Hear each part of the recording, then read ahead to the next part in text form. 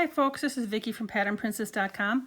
Today I'm going to show you how to work the stitches for this. This is a beautiful mesh stitch here, and then this is a kind of a little bit slightly modified berry stitch. I just wanted a little bit of a definition, not not a real puckery little bobble. So I just have a little bit of a modified berry stitch here, and this is done in white, Caron Simply Soft White, and I'm going to tell you what Baby Sunshine Yellow, and there's two skeins of Baby Sunshine and one skein of white. I've used an eye size hook, but this is just a lovely little girl's baby blanket. The border is done with a single crochet first, and then I did a standing single crochet. So I'm going to show you how to, do have another video for doing the standing single crochet too. Just a nice little bit, it's kind of like a double crochet, but not quite. And it just kind of gives like a nice little flat stitch to it. But I just thought it would offset this very nicely. It's a very simple blanket, very easy to make. And I just love the texture. And I'm trying to hold it up here close to the phone as I'm taping it here so you can see what beautiful definition this has. And it's so simple to do. If you can do a chain stitch and a single crochet, you are golden. So I'm going to show you how to do it here. I suppose I should quickly tell you the sizes. I did 130 chains. You need to just have any amount of an even stitch, so to make it wider or narrower. The rows, I will make sure I will have a link to the written pattern in the comments. So make sure that you go to the comments to get more information on how I varied the rows, how many rows of yellow and white and things like that. I did a total of 126 rows. And then around the edge, I used white yarn and I did a single crochet. And then the second round was the standing single crochet. And then I always did 3 in each corner. So I'm going to make sure that, I don't think I did tell you the size, did I? I thought I wrote, it's 27.5 inches wide by about 30 and a half inches long. So that's the size of this. And again, you can vary the size, whatever works for you. So I'm just going to show you the basics of how I did the stitches here. And so I'm just going to start, if this is the actual, some of the leftover yarn, you can see I didn't have a lot of yarn left over. I used pretty much all of the skeins of yarn that I just told you, but I'm just going to use the leftovers to go ahead and work this pattern for you and show you some. So the very first thing I have to do is start off with my slip stitch. So I put my fingers through, come around, put my hook in, and pull a loop through. Again, this is always, if you've watched my videos before, you know that that's how my grandma taught me, so that's what I know how to do. Kind of do it in memory of her. So I don't know, I think I'll do maybe 12 stitches. So we'll go 1, 2, 3, 4, 5, 6, 7, 8, 9, 10, 11, 12. So that's 12. So what we're going to do is in the second chain from the hook. So this is the first one. So in the second chain from the hook, we're just going to single crochet.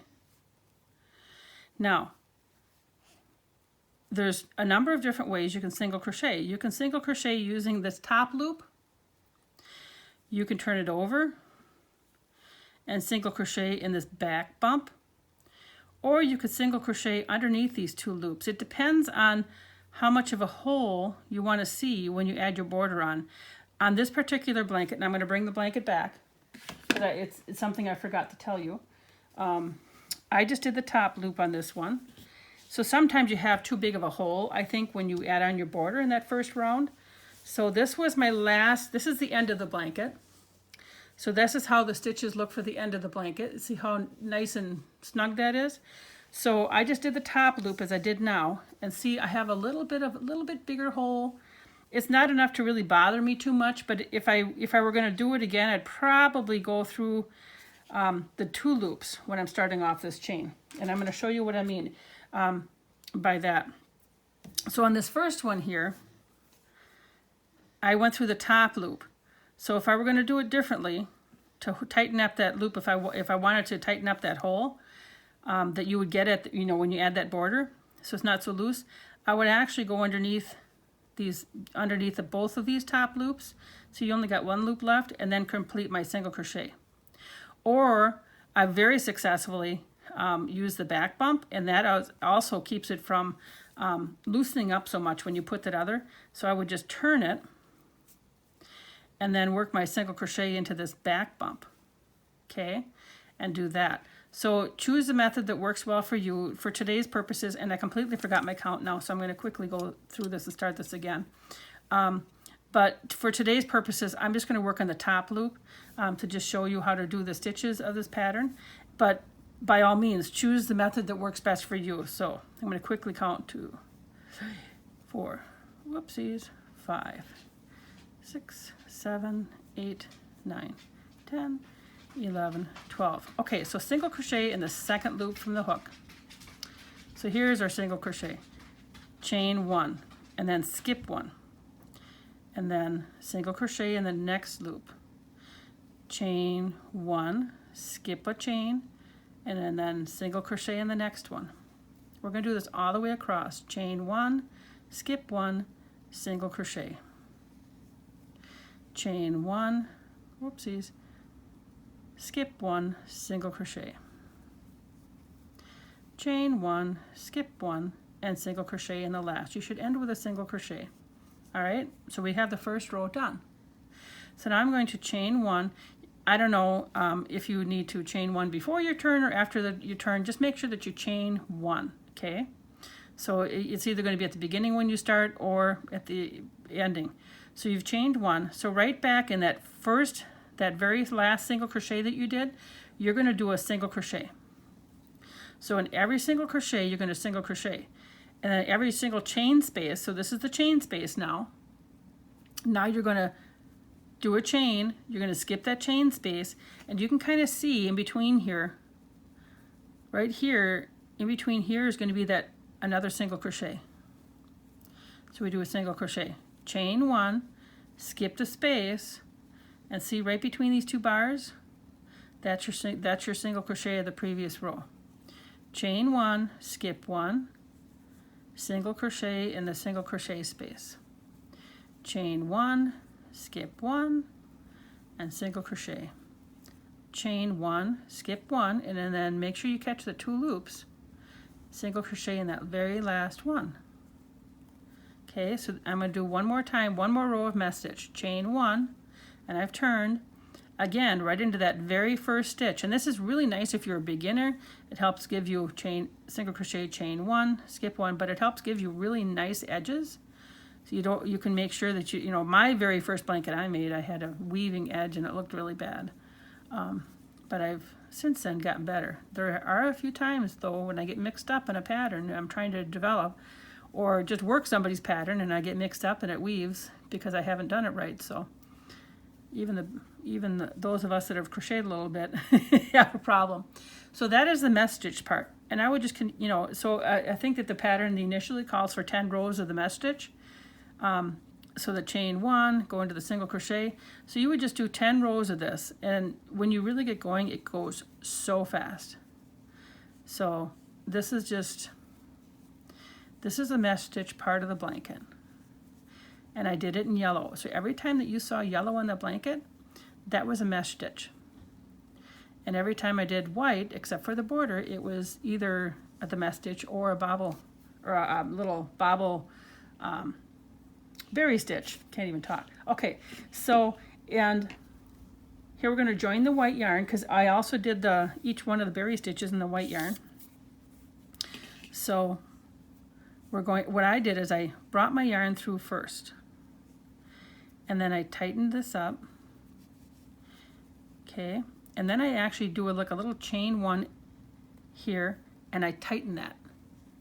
The reason I do that, because now it's really secure, it doesn't go anywhere, and when you sew in your ends, you can't tell that that's there, but I have found more and more if I do that I just have the confidence that everything's not going to fall apart and rip apart and pull.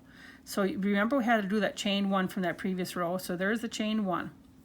So now in that single crochet, okay, we're going to yarn over in that previous row single crochet spot. We're going to insert our hook, yarn over, bring it through. We have 3 loops on our hook. Yarn over, go through 1 loop. We have 3 loops on our hook. Yarn over, go through that same stitch. yarn over, bring it through. Now I have 5 loops. 1, 2, 3, 4, 5 loops. Now I'm going to yarn over and bring it all through my hook through all of them. Now, normally with a berry stitch, my next stitch I would go into here and do a slip stitch. This is where it's different. I do a chain 1, skip 1, and then I'm doing another berry stitch on top of the single crochet. Does that make sense? So I yarn over, insert my hook, bring it through, yarn over, go through 1 loop, yarn over, insert my hook in the same one, yarn over, bring it through. I have my 5 loops, and now I go through all 5 loops. Chain 1, yarn over, skip 1. In that single crochet space, I'm going to do a berry stitch. So I'll back it up. Okay, I yarned over in the single crochet, put your hook, grab your yarn, bring it through, grab your yarn, bring it through 1 loop, yarn over again, go through the stitch, yarn over, bring it through. You got your 5 loops, and then now we complete that berry stitch. And now I'm chaining 1, skipping the chain 1 below, yarn over, go through the single crochet, bring it through, yarn over, go through 1 loop, yarn over, go back through the stitch, yarn over, and then yarn over 1 more time and go through all 5 loops. Chain 1, yarn over, go through the single crochet, then we got 3 loops, go through the yarn over, I should say, go through the 1 loop, yarn over, go back through the stitch, yarn over, bring it through. Now we have 5 loops, yarn over and go through all 5 loops. Chain 1, skip 1, yarn over, and you're going to be in the last single crochet. You're going to end with this stitch, yarn over, go through 1 stitch, yarn over, go back through the stitch, yarn over, and then go through all the loops. And now we have a row of kind of berry stitches. Like I said, instead of doing the down here, we would have normally done a slip stitch if you were going to do a true berry stitch. And actually a berry stitch, normally it's like, you usually set the berry stitch up with like 5 rows of crochet, and then there's like repeating rows 2 through 5. So this is kind of like a little poofy buff berry stitch, but I liked it. So then I'm going to turn it, chain 1, okay? Then on top of the berry stitch, right here, put your hook right there, bring it through and single crochet. Chain 1, skip 1. So then on top of every single berry stitch, single crochet, chain 1, skip 1. And the next top of the berry stitch, put your yarn through the hook through the yarn, pardon me, and do a single crochet. Chain 1, skip 1, and again in those top 2 loops on the top of the berry stitch, put your hook and do a single crochet. Chain 1, skip 1, and then here again single crochet on top of the berry stitch. And I got to go through both loops, pardon me. There we go. Single crochet, chain 1, and then on top of the last one, come on here, I'm not seeing it, here we go. But I'm not through both loops, hang tight. You know, sometimes we just struggle, don't we? There we go, chain 1. Now what I did in the pattern is I always only did it in 2 rows. I never did it more than the white more than this. Then I'd switch back to my yellow. Now I'm going to show you a trick. So I did my 10 rows of yellow, my 2 rows that I just did here of the white, my berry stitch and then my mesh stitch. Then I did 8 rows of yellow. Then I did my 2 rows the way that I just did it here. Then I did 2 rows of mesh, can't even talk, 2 rows of berry, the 1 berry and then the mesh. And then again, I repeated with the 10. Then we started with the color repeat. So here, I cut my yarn off. Here, because I'm only going to carry my yarn a couple rows, I carried my yarn. So when you carry your yarn, if you've never carried your yarn, so there's only about, it's about half the yarn I had to weave in, so it wasn't so bad. So make sure that you have your right piece of yarn here. So I'm going to go to the yellow again. All right. So now I have the hook is on the white. I'm going to grab the yellow, bring it through. Now I'm going to take the white, snug it up, and I'm going to see how that yellow is laying across the side here. It's a little bit snug, but it's not tight. Just make sure that it's not too tight, because you don't want your work to curl up on you. So I'm going to do that one, where I go over, I'm going to do like a little chain, and I'm going to snug it up. Now that's going to keep that really nice and secure no matter what I do. So now my next row is going to be a mesh stitch. So now I'm going to go my chain, pardon me, and then on the top of the first single crochet, I'm going to do a single crochet. And then I do the chain 1, skip 1, single crochet, chain 1, skip 1, single crochet, chain 1, skip 1, single crochet, chain 1, skip 1, single crochet. You can see how fast this starts to go. I just love the look of this. And here we go. So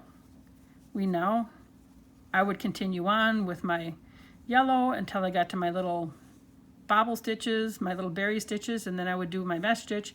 But you can see, so this is the side of the work I've been working on. But let me turn it over. You see this? Here's just a little bit of a definition of a bump. It's not a real big bump. It's not like a little berry. It's, like a bigger, it's not like a cranberry on there. It's just a little bit of a definition of a bump. And that's why I tried to show in the pictures in the website when I did the picturing of this afghan, that's just to try and show how there's a little bit of definition on one side, and the other side there isn't any. It's all nice and flat. But so it kind of gives it two different looks. But this is a beautifully woven feel, nice soft feel to this blanket. It's light, it's soft, it's going to be a beautiful baby blanket. So that's how you do that. And again, make sure that you like, share, and subscribe. Click the bell to make sure you're staying informed. And please, if you want to see the whole written pattern, stop by the website and you will see that too. Thank you very much for watching, and have a wonderful day. Take care.